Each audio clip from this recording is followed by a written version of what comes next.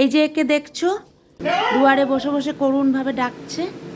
এইভাবে প্রতিদিন সকালে দুপুরে ওর খাওয়ার সময় এসে করুণভাবে ডাকতে থাকে একটুখানি খাওয়ার জন্য। ওর বয়স 13-14 বছর হবে।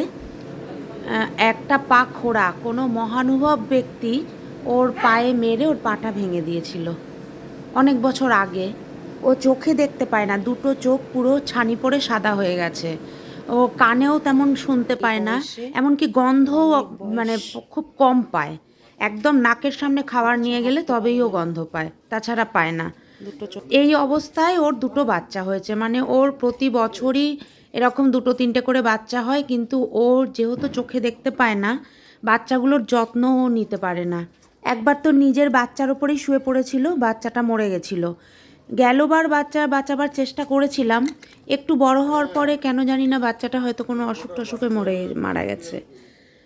এবছর কি হবে জানি না, মানে ওর অবস্থা খুব খারাপ। ওকে লুকিয়ে লুকিয়ে খেতে দিতে হয়, অন্য কুকুরের সাথে খেতে দেওয়া যায় না, খেয়ে নেয়। ওকে সেই লুকিয়ে ডেকে এনে খেতে দিই। এইভাবে ও কতদিন চলবে জানি না। সারা গায়ের লোমগুলো দেখছো কি অবস্থা, মানে ওকে দেখে ভীষণ কষ্ট হয়।